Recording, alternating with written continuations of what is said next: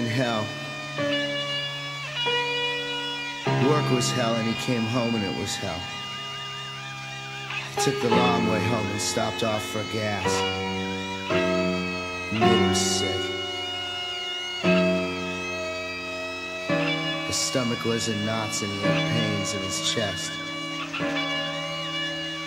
He thought that if he had to live like this, he didn't want to live. But this wasn't living. It wasn't anything. He wasn't even him. Not in hell. He was some pressure in the back of his head that only went away when he was alone, high, driving to and from work. When he was Nick, whose mother was Virginia and whose father was Dane.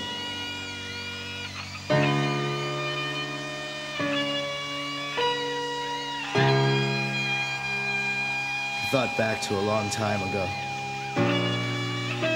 Once he had gotten a hold of a prescription for 60 Thorazine, but he didn't have the money to get it filled. A girl he knew said she would do it.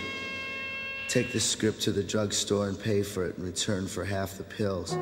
But she burned him. He didn't see her again for months.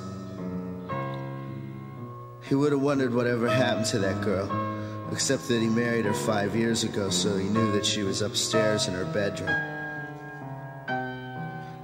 He hadn't thought about that Thorazine in a long time, but now it seemed like it just happened, and he smiled to himself.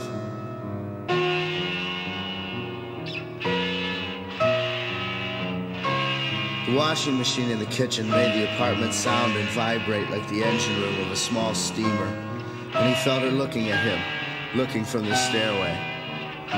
But when he turned his head, she was not there.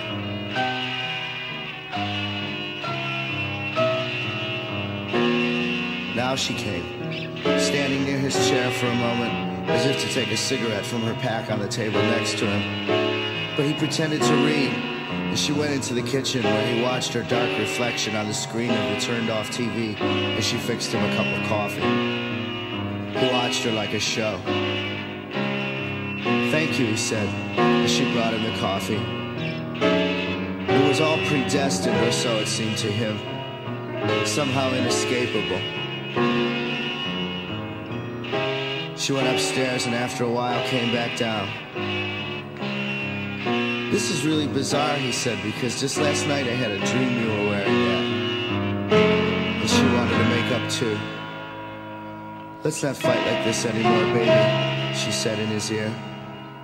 "I hate